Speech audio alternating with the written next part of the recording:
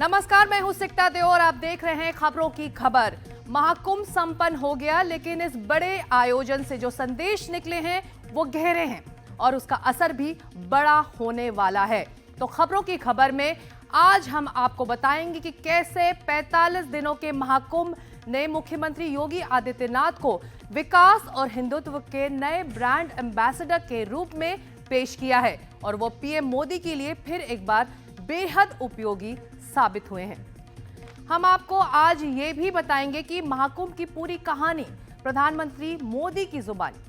PM की बात सुनकर आज उन सवालों का भी जवाब मिल जाएगा जो पिछले दिनों महाकुंभ के 144 वर्षों वाले आंकड़े को लेकर उठाए गए।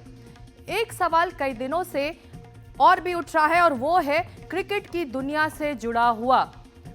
क्रिकेट स्टार महेंद्र सिंह धोनी को लेकर भी पूछा जा रहा है। वो सवाल क्या है और उसका जवाब क्या आया है, आज हमने इस पर भी आपके लिए खास रिपोर्ट तैयार की है, तो इस पर विस्तार से नजर आगे।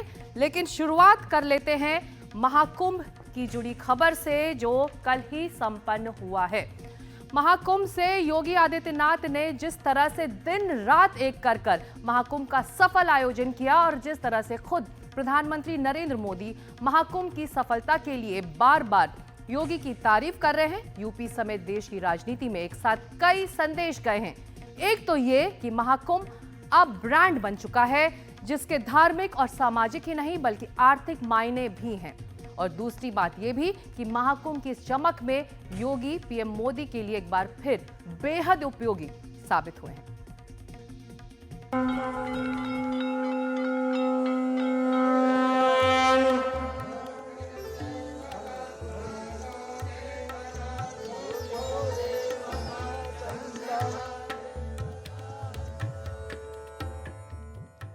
दो बातें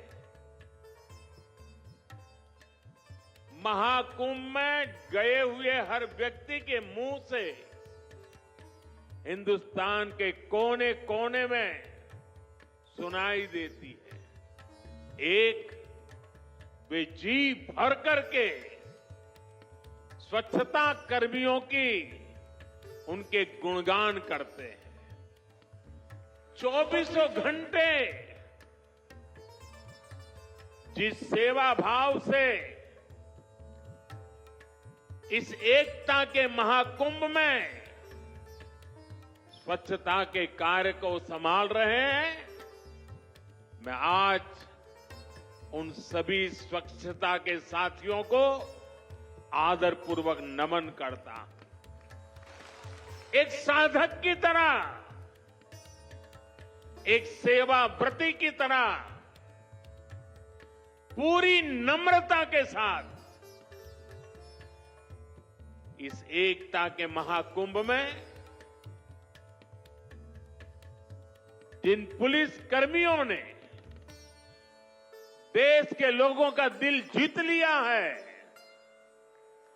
वे भी बधाई के पात्र है।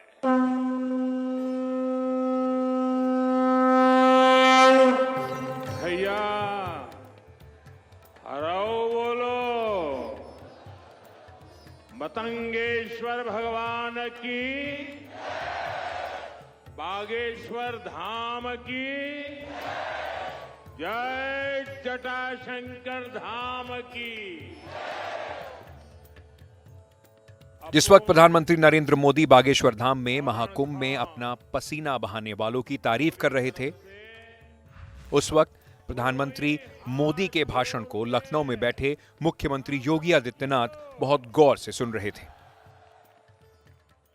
प्रधानमंत्री ने जो कहा, मुख्यमंत्री योगी आदित्यनाथ ने उसे सिर आंखों पर उठाया और महाकुंभ के समापन पर उन सभी लोगों का सम्मान किया गया जो सफाई कर्मचारी थे, जो पुलिस और पैरामिलिट्री फोर्स में कार्यरत थे।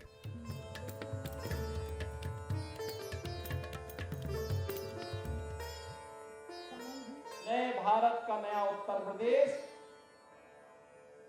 आस्था और आर्थिकी का एक नया आधार देकर के प्रयागराज मेला प्राधिकरण प्रशासनिक अधिकारियों, पुलिस अधिकारियों ने ये साबित कर दिया कि थोड़ा भी राजनीतिक इच्छा शक्ति हो और उनको सही सपोर्ट हो तो परिणाम कुछ भी लाया जा सकता है। और वो परिणाम आज इस रूप में हम सबके सामने आया है। इसके लिए मैं प्रयागराज मेला प्राधिकरण के अपने अधिकारियों को, प्रशासनिक अधिकारियों को, पुलिस के अधिकारियों को और विभिन्न विभागों के उन सभी अधिकारियों को भी हृदय से मैं उनका धन्यवाद करता हूं, अभिनंदन करता हूं।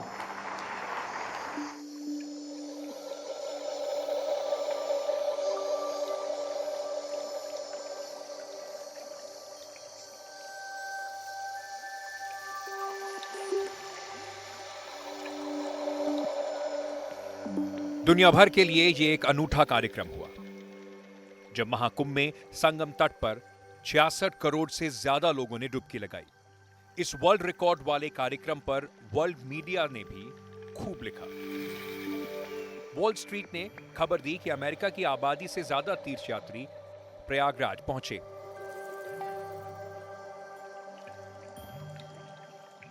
तो CNN ने लिखा कि रंगों और आस्था का शानदार नजारा दिखता रहा।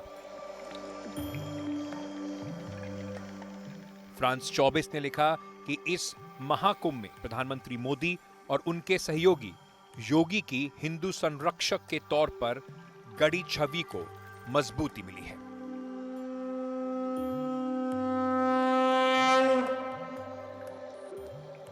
इन सब के बीच मुख्यमंत्री योगी आदित्यनाथ के लिए तारीफ का पोस्ट प्रधानमंत्री नरेंद्र मोदी ने लिखा। यूपी का सांसद होने के नाते मैं गर्व से कह सकता हूं कि योगी जी के नेतृत्व में शासन, प्रशासन और जनता ने मिलकर इस एकता के महाकुंभ को सफल बनाया। केंद्र हो या राज्य सरकार हो, यहां ना कोई शासक था ना कोई प्रशासक था, हर कोई श्रद्धा भाव से भरा सेवक था। हमारे सफाई कर्मचारी, हमारे पुलिसकर्मी, नाविक साथी, वाहन चालक, भोजन बनाने वाले सभी ने पूरी श्रद्धा और सेवा भाव से निरंतर काम करके इस महाकुंभ को सफल बनाया।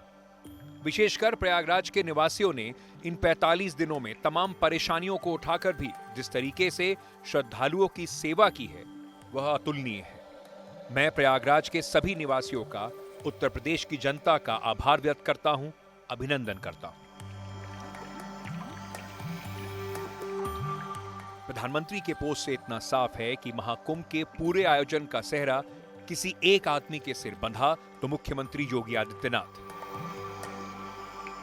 बल्कि इससे योगी हिंदुत्व के नए ब्रांड एम्बेसडर के तौर पर उभरे हैं। वहीं प्रधानमंत्री मोदी के एक्स पोस्ट पर योगी ने धन्यवाद वाला पोस्ट लिखा। सकल विश्व को सभी जन एक हैं का अमृत संदेश देने वाला यह मानवता का महोत्सव वसुधैव कुटुंबकम के पुण्य भाव के साथ संपूर्ण विश्व को एकता के सूत्र में पिरो रहा है। आपका मार्गदर्शन एवं शुभेच्छाएं हम सभी को सदैव नई ऊर्जा प्रदान करती हैं। हार्दिक आभार प्रधानमंत्री जी।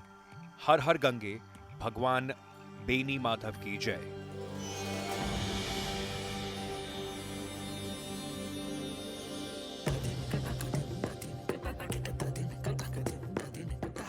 बेशक महाकुंभ का महाआयोजन एक आध्यात्मिक, सांस्कृतिक और धार्मिक प्रयोजन था, लेकिन दुनिया के सबसे बड़े लोकतंत्र में सारे आयोजनों की एक कड़ी राजनीति से भी जुड़ जाती है।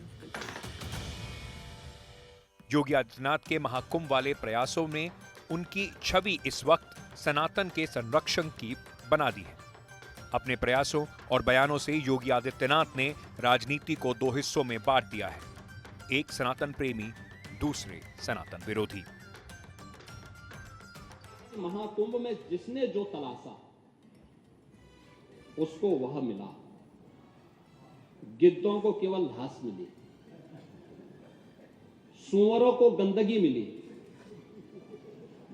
संवेदनशील लोगों को रिश्तों की खूबसूरत तस्वीर मिली, आस्थावानों को पुण्य मिला, सज्जनों को सज्जनता मिली, गरीबों को रोजगार मिला, अमीरों को धंधा मिला, श्रद्धालुओं को साफ सुथरी व्यवस्था मिली, पर्यटकों को अव्यवस्था मिली, सद्भावना वाले लोगों को जाति रहित व्यवस्था मिली, भक्तों को भगवान मिले। मतलब सबने अपने स्वभाव और चरित्र के अनुसार चीजों को देखा। दरअसल महाकुंभ में मौनी अमावस्या को हुई भगदड़ के बाद कई विपक्षी नेता आक्रामक तेवर के साथ हमला बोलने लगे थे। बिहार के पूर्व मुख्यमंत्री लालू प्रसाद यादव, पश्चिम बंगाल की मुख्यमंत्री ममता बनर्जी, कांग्रेस अध्यक्ष मल्लिकार्जुन खड़गे के बयानों ने महाकुंभ की आध्यात्मिकता को सियासी नफा नुकसान की तरफ मोड़ दिया। कुंभ का क्या कोई मतलब है, फालतू है कुंभ। ये मोदी के जो झूठे वायदे जो बोलते हैं उसमें मत जाओ। अरे भाई, गंगा में डुबकी लेने से गरीबी दूर होती क्या? आपको खाना मिलता पेट को। मैं किसी की आस्था के ऊपर ठोस नहीं लगाना चाहता हूं। अगर किसी को दुख हुआ तो मैं माफी चाहता हूं। মহাকুম্ভ আমি নাইবা বললাম, ওটা এখন মৃত্যু কুম্ভ হয়ে গেছে।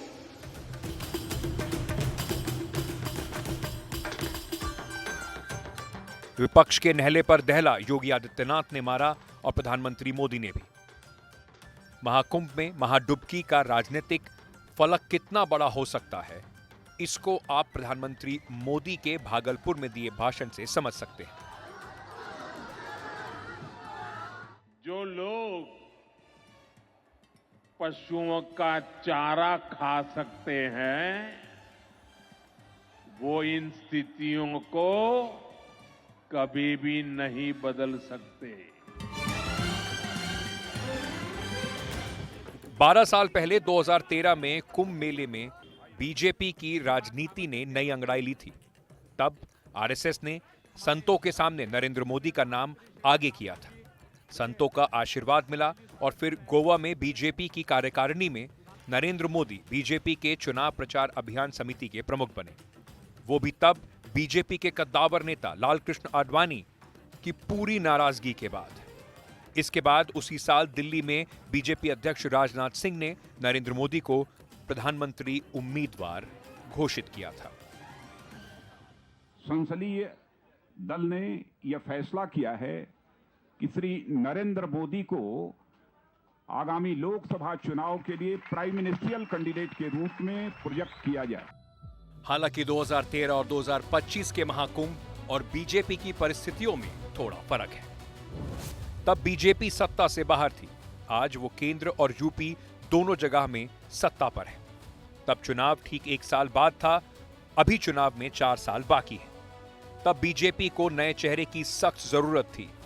अभी प्रधानमंत्री नरेंद्र मोदी का नाम और काम काफी बड़ा है।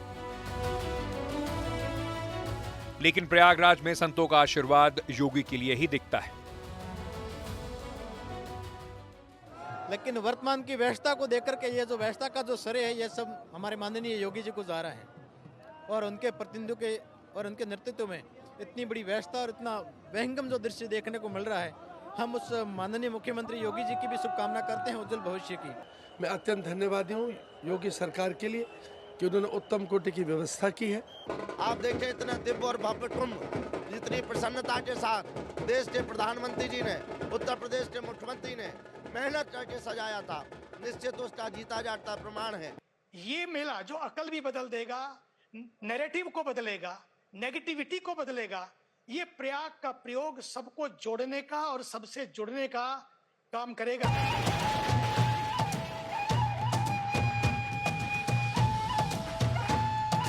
दरअसल आरएसएस धीरे धीरे अपनी जमीन तैयार करता है और उसी तरह भविष्य का नेता भी।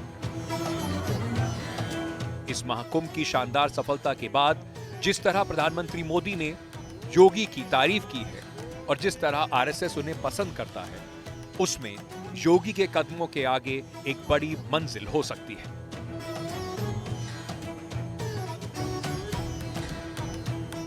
लखनऊ से पंकज झा के साथ एनडीटीवी इंडिया की रिपोर्ट।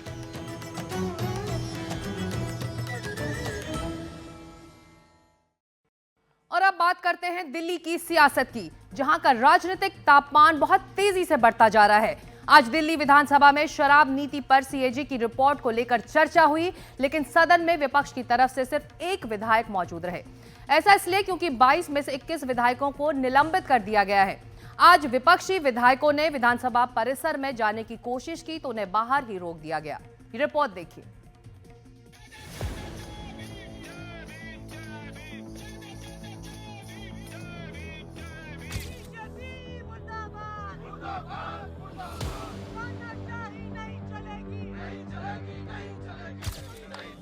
गुरुवार को आम आदमी पार्टी के 22 में से 21 विधायक दिल्ली विधानसभा पहुंचे तो उन्हें बाहर ही रोक दिया गया। दिल्ली विधानसभा परिसर से आम आदमी पार्टी के विधायकों को बैन कर दिया गया है। वो कह रहे हैं कि उनके पास स्पीकर साहब से आदेश आए हैं कि आम आदमी पार्टी के विधायकों को दिल्ली विधानसभा के गेट पर ही रोक लिया जाए। लेकिन आज तक दिल्ली विधानसभा के इतिहास में, पूरे देश के संसद के इतिहास में किसी भी विधानसभा परिसर से, किसी भी यहाँ संसद के परिसर से एक चुने हुए विधायक या एक चुने हुए सांसद को परिसर से एंट्री के लिए रोका गया हो, ये भारत के 75 साल के इतिहास में कभी नहीं। अभी बहुत कुछ होगा जो पहली बार हो रहा होगा, क्योंकि 10 साल में तो कुछ हुआ ही नहीं है। मगर एलजी साहब के अभी भाषण पे जो इन्होंने हाउस को नहीं चलने दिया, शोर मचाया, ये भी देश के इतिहास में पहली बार हुआ।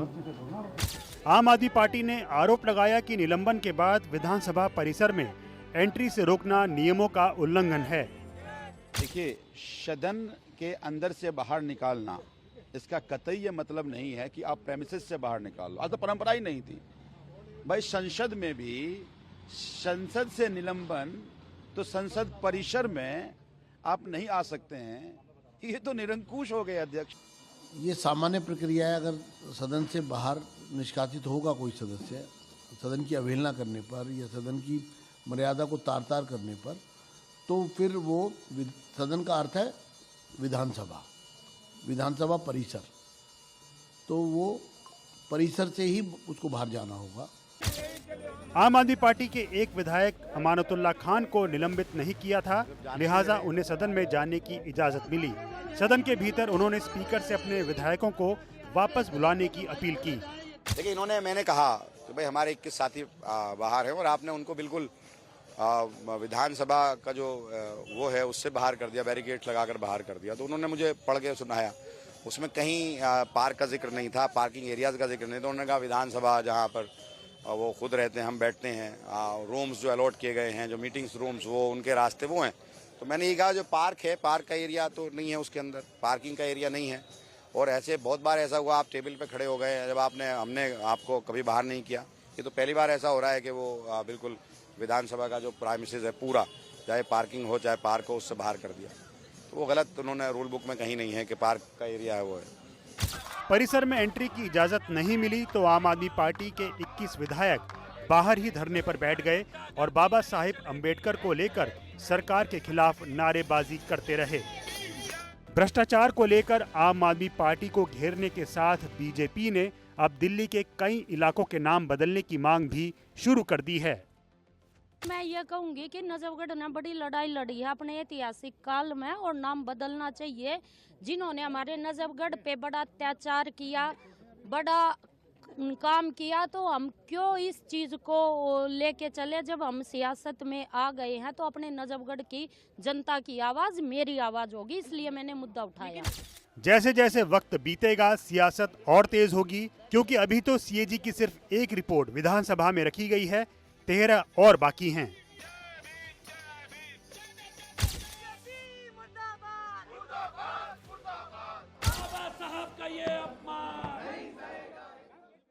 दिल्ली से आपको ले चलते हैं महाराष्ट्र, जहां पुणे रेप कांड पर सियासत की परछाई पड़ती दिख रही है।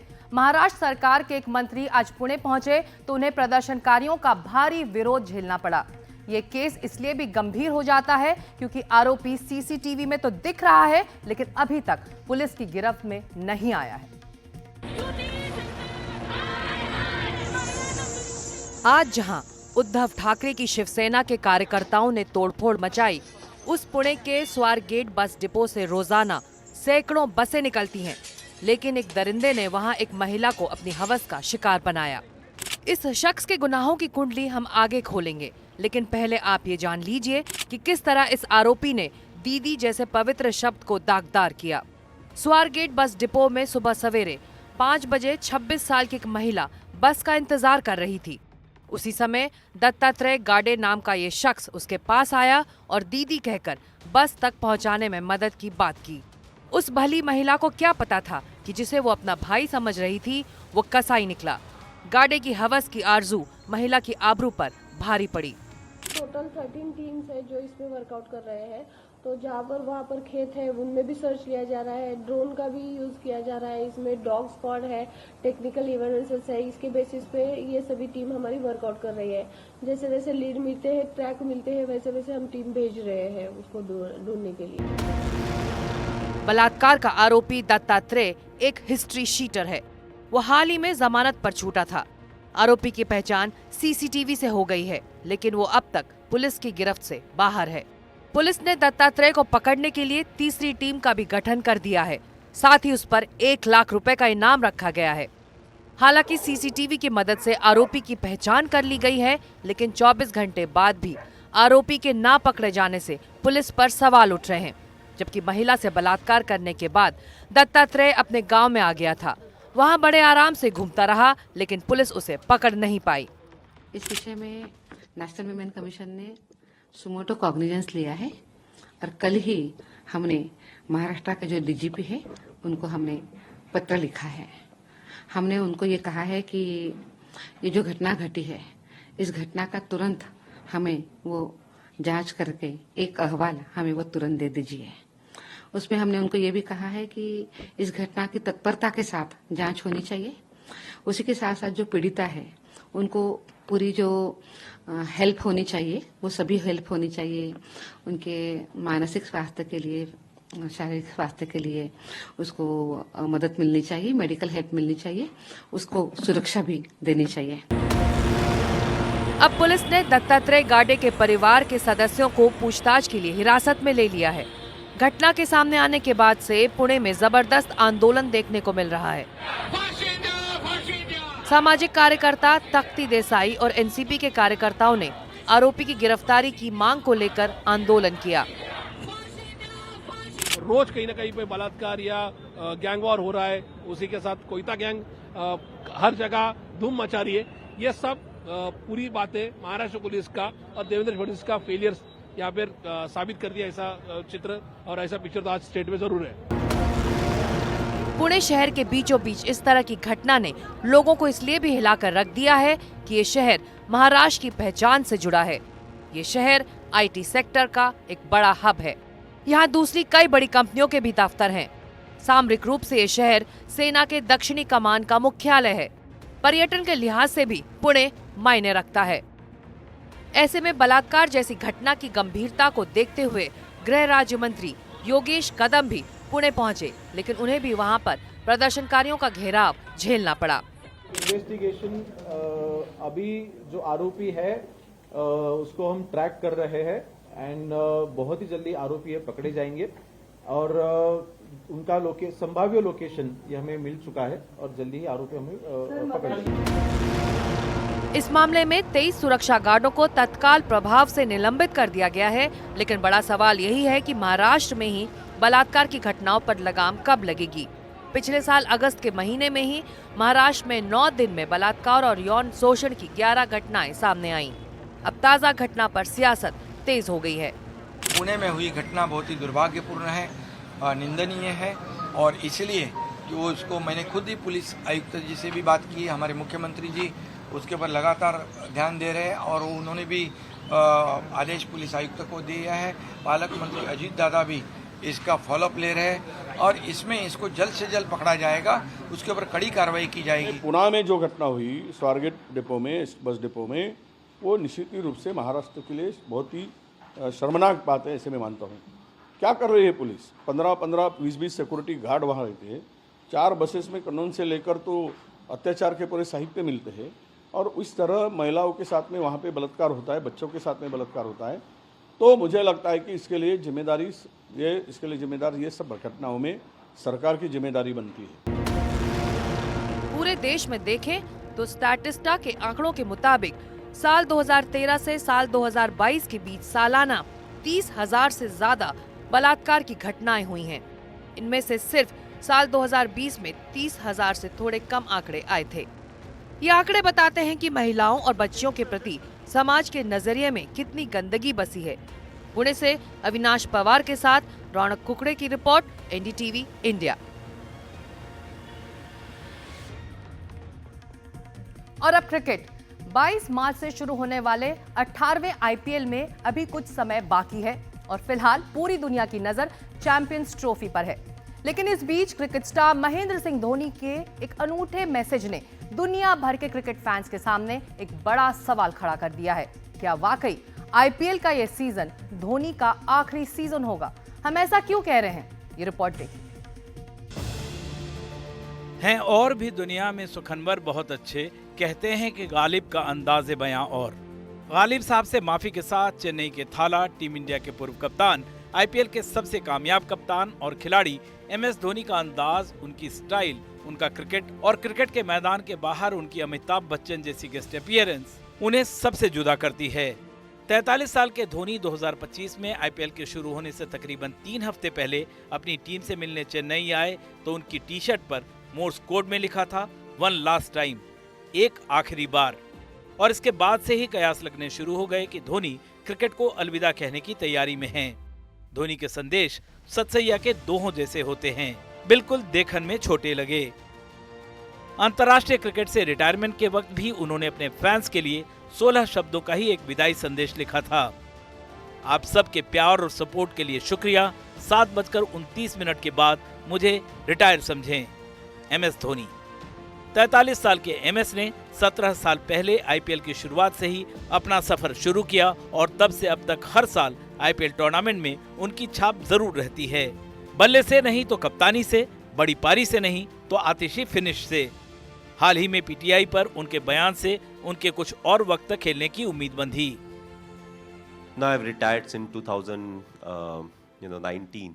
So it has been quite some time.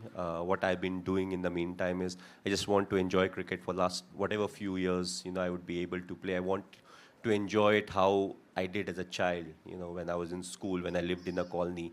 4 o'clock was sports time, so we'll go and play cricket. इन 17 सालों में धोनी ने आईपीएल के 264 मैच खेले, 138 के स्ट्राइक रेट से 24 अर्धशतकीय पारियां खेली, 5000 से ज्यादा रन बनाए और इनसे भी बड़ी बात, चेन्नई के लिए 5 बार खिताब जीता और 10 बार चेन्नई को फाइनल तक का सफर करवाया। धोनी जितने झारखंड के हैं उतने ही चेन्नई के, उतने ही दिल्ली के, उतने ही पूरे भारत के। आईपीएल के दौरान शहर कोई भी हो, धोनी के नाम की जर्सी जितनी शायद ही किसी और खिलाड़ी की बिकती हो। उनकी लोकप्रियता राजनेताओं के लिए भी एक पैमाना है। You see, there is so much of chatter in the name of MS Dhoni. He is the only Bihari who is more popular than me in Tamil Nadu. But make no mistake, next year when I contribute and I help you win, then I will be taking over Dhoni in popularity. Dhoni की लोकप्रियता से आप रश्क ही कर सकते हैं, धोनी को हराना मुश्किल ही नहीं, नामुमकिन है। क्रिकेट की दुनिया के सबसे कामयाब कप्तानों में से एक एमएस धोनी मीडिया से जितना दूर रहने की कोशिश करते हैं, मीडिया उन्हें उतना ही तवज्जो देता है। उनके टी शर्ट पर मोर्स कोड में लिखे एक संदेश के बाद ये सवाल फिर से खड़ा हो गया है कि क्या वाकई ये सीजन धोनी का आईपीएल में आखिरी सीजन होगा? फिलहाल इतना ही कहा जा सकता है कि इस सवाल का जवाब दुनिया में सिर्फ 2 लोगों के पास है, पहला धोनी के पास और दूसरा सिर्फ धोनी के पास। दिल्ली से विमल मोहन, एनडीटीवी इंडिया। जैसा कि हमने आपसे कहा था, आज हम आपको महाकुंभ की वो कहानी सुनाने जा रहे हैं जिसे खुद प्रधानमंत्री नरेंद्र मोदी ने लिखी है। प्रधानमंत्री की जुबानी कुंभ की एक कहानी सुनकर आपको पता चलेगा कि प्रयागराज के संगम पर 45 दिनों का जो आयोजन हुआ वो भावनाओं का ज्वार, श्रद्धालुओं की उमंग, आस्था का समंदर भर नहीं है। ये आधुनिक युग के मैनेजमेंट प्रोफेशनल्स के लिए शोध का एक विषय भी है। आप भी देखिए क्या कहा पीएम मोदी ने।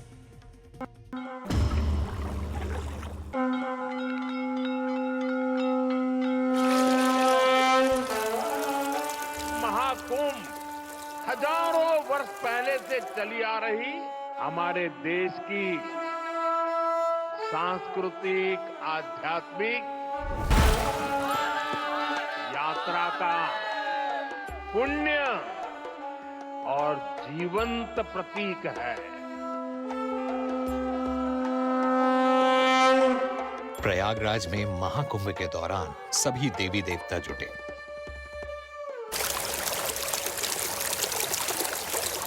संत महात्मा जुटे,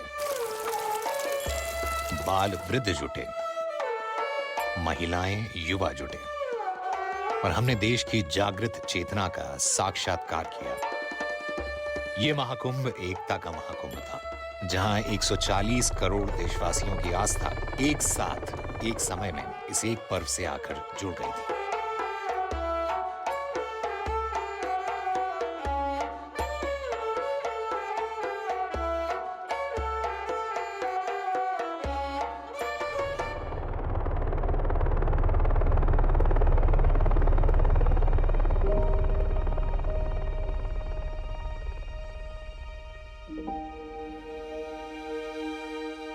बीते 45 दिन प्रतिदिन मैंने देखा कैसे देश के कोने कोने से लाखों लाख लोग संगम तट की ओर बढ़े जा रहे हैं। संगम पर स्नान की भावनाओं का ज्वार लगातार बढ़ता ही रहा। हर श्रद्धालु बस एक ही धुन में था, संगम में स्नान। मां गंगा, यमुना, सरस्वती की त्रिवेणी हर श्रद्धालु को उमंग, ऊर्जा और विश्वास के भाव से भर रही थी। प्रयागराज में हुआ महाकुंभ का ये आयोजन आधुनिक युग के मैनेजमेंट प्रोफेशनल्स के लिए, प्लानिंग और पॉलिसी एक्सपर्ट्स के लिए नए सिरे से अध्ययन का विषय बना है। आज पूरे विश्व में इस तरह के विराट आयोजन की कोई दूसरी तुलना नहीं है, ऐसा कोई दूसरा उदाहरण भी नहीं है। पूरी दुनिया हैरान है कि कैसे एक नदी तट पर, त्रिवेणी संगम पर इतनी बड़ी संख्या में करोड़ों लोग जुटे। इन करोड़ों लोगों को ना औपचारिक निमंत्रण था, ना ही किस समय पहुंचना है उसकी कोई पूर्व सूचना थी। बस लोग महाकुंभ चल पड़े और पवित्र संगम में डुबकी लगाकर धन्य हो गए।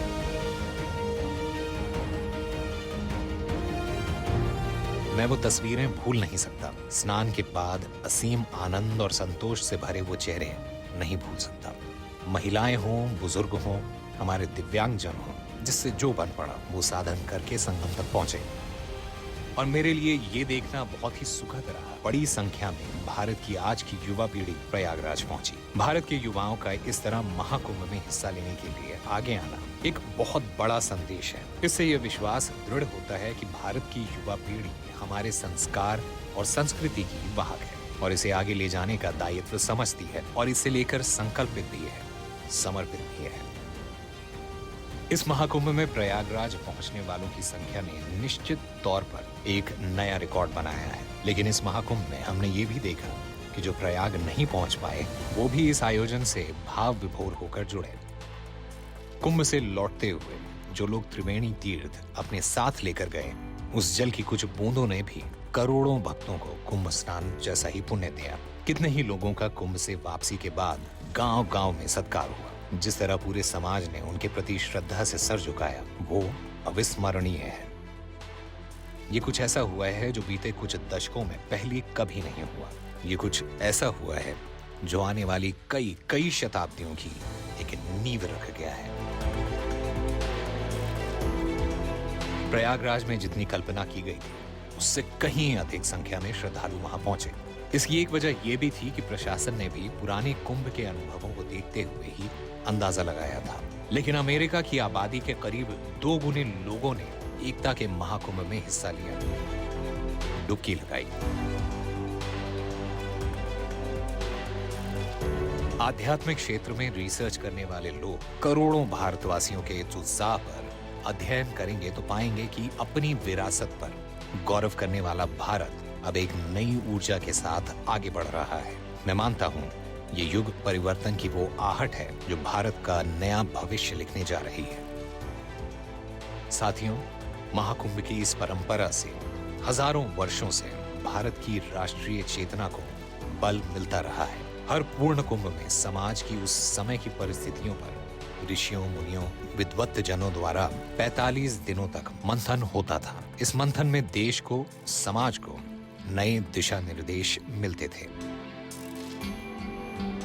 इसके बाद हर 6 वर्ष में अर्धकुंभ की परिस्थितियों और दिशा निर्देशों की समीक्षा होती थी।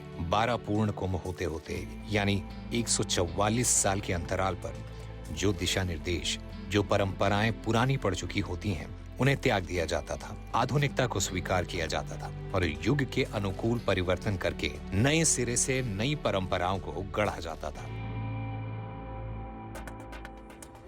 144 वर्षों के बाद होने वाले महाकुंभ में ऋषियों मुनियों द्वारा उस समय काल और परिस्थितियों को देखते हुए नए संदेश भी दिए जाते थे। अब इस बार 144 वर्षों के बाद बड़े इस तरह के पूर्ण महाकुंभ ने भी हमें भारत की विकास यात्रा के नए अध्याय का संदेश दिया है। यह संदेश है विकसित भारत का।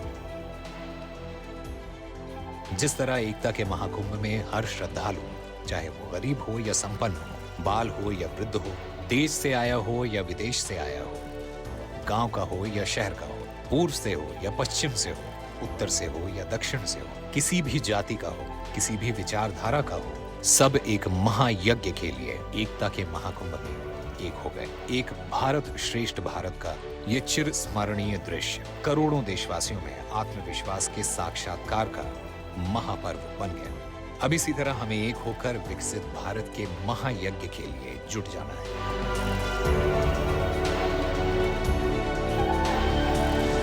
साथियों, आज मुझे वो प्रसंग भी याद आ रहा है जब बालक रूप में श्री कृष्ण ने माता यशोदा को अपने मुख में ब्रह्मांड के दर्शन कराए थे। वैसे ही इस महाकुंभ में भारतवासियों ने और विश्व ने भारत के सामर्थ्य के विराट स्वरूप के दर्शन किए हैं। हमें अभी इसी आत्मविश्वास से एक निष्ठ होकर विकसित भारत के संकल्प को पूरा करने के लिए आगे बढ़ना है। भारत की ये एक ऐसी शक्ति है जिसके बारे में भक्ति आंदोलन में हमारे संतों ने राष्ट्र के हर कोने में अलख जगाई थी। विवेकानंद हो या श्री अरबिंदो हो, हर किसी ने हमें इसके बारे में जागरूक किया था। इसकी अनुभूति गांधी जी ने भी आजादी के आंदोलन के समय की थी। आजादी के बाद भारत की इस शक्ति के विराट स्वरूप को यदि हमने जाना होता और इस शक्ति को सर्वजन हिताय सर्वजन सुखाय की ओर मोड़ा होता तो यह गुलामी के प्रभावों से बाहर निकलते भारत की बहुत बड़ी शक्ति बन जाती। लेकिन हम तब ये नहीं कर पाए। अब मुझे संतोष है, खुशी है कि जनता जनार्दन की यही शक्ति विकसित भारत के लिए एकजुट हो रही है।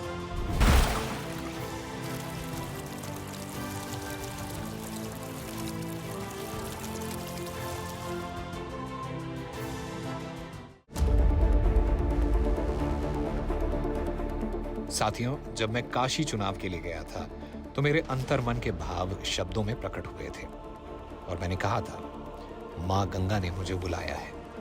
इससे एक दायित्व बोध भी था। हमारी माँ स्वरूप नदियों की पवित्रता को लेकर, स्वच्छता को लेकर प्रयागराज में भी गंगा यमुना सरस्वती के संगम पर मेरा ये संकल्प और दृढ़ हुआ है। गंगा जी, यमुना जी, हमारी नदियों की स्वच्छता हमारी जीवन यात्रा से जुड़ी है। हमारी जिम्मेदारी बनती है कि नदी चाहे छोटी हो या बड़ी, हर नदी को जीवनदायिनी माँ का प्रतिरूप मानते हुए हम अपने यहाँ सुविधा के अनुसार नदी उत्सव जरूर मनाएं।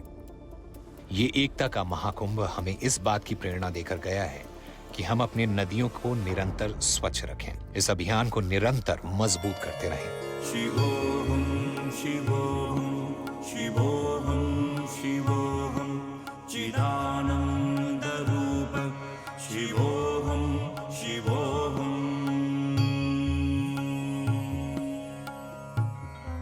मैं जानता हूं इतना विशाल आयोजन आसान नहीं था।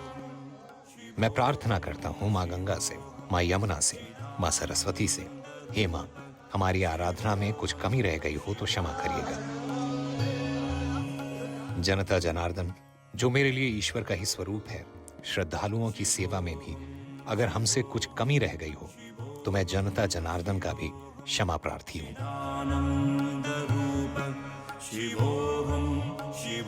साथियों, श्रद्धा से भरे जो करोड़ों लोग प्रयाग पहुंचकर इस एकता के महाकुंभ का हिस्सा बने, उनकी सेवा का दायित्व भी श्रद्धा के सामर्थ्य से ही पूरा हुआ है।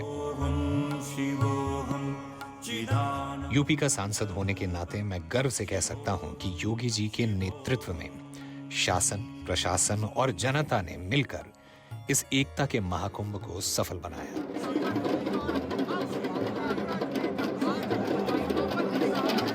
केंद्र हो या राज्य हो, यहां ना कोई शासक था ना कोई प्रशासक था, हर कोई श्रद्धा भाव से भरा सेवक था।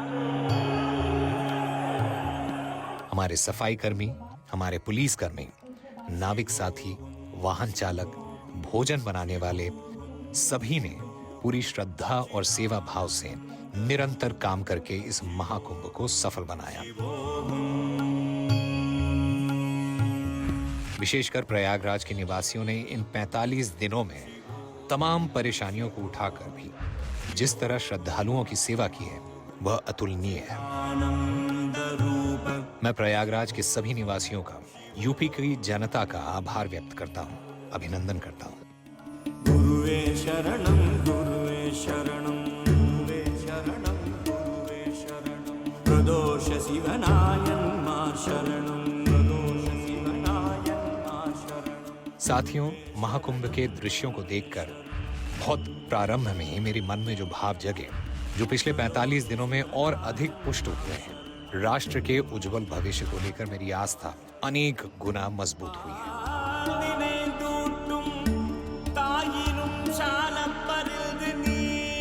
140 करोड़ देशवासियों ने जिस तरह प्रयागराज में एकता के महाकुंभ को आज के विश्व की एक महान पहचान बना दिया, वो अद्भुत है।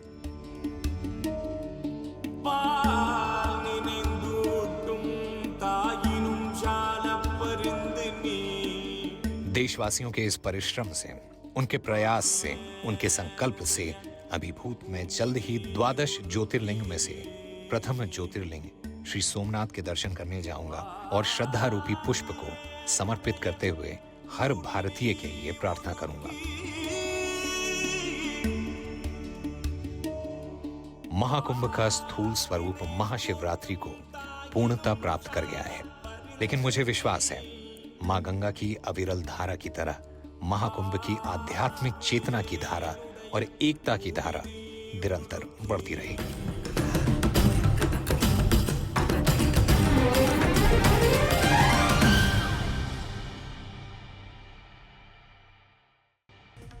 खबरों की खबर में वक्त एक छोटे से ब्रेक का है, कहीं मत जाइएगा क्योंकि आगे है बहुत सारी खबरें।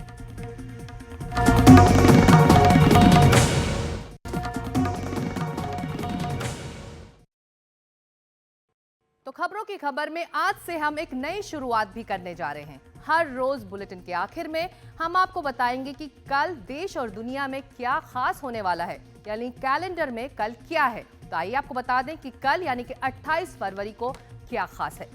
कल इलाहाबाद हाई कोर्ट में एक अहम सुनवाई होने जा रही है। कोर्ट के पास संभल की जामा मस्जिद को लेकर एक याचिका दाखिल हुई है, जिसमें रमजान से पहले मस्जिद की रंगाई पुताई की इजाजत मांगी गई है। कल सुबह 10 बजे तक इस बारे में एएसआई को अपनी रिपोर्ट पेश करनी है, जिसके बाद कोर्ट अपना फैसला सुना सकता है। वहीं कल का दिन रूस यूक्रेन युद्ध के लिहाज से भी बेहद अहम होने जा रहा है। यूक्रेन के राष्ट्रपति ज़ेलेंस्की कल व्हाइट हाउस जा रहे हैं। वहां यूक्रेन और अमेरिका के बीच रेयर अर्थ मिनरल को लेकर डील होने वाली है। और अगर आप सूफी संगीत या संस्कृति में रुचि रखते हैं तो कल का दिन आपके लिए खास होगा। दिल्ली की सुंदर नर्सरी में 25वां सूफी फेस्टिवल होने जा रहा है, जिसमें प्रधानमंत्री मोदी भी भाग लेंगे। तो खबरों की खबर में आज इतना ही, लेकिन कल फिर ठीक इसी वक्त आपसे मुलाकात होगी। तब तक के लिए नमस्कार और एनडीटीवी इंडिया में खबरें जारी हैं।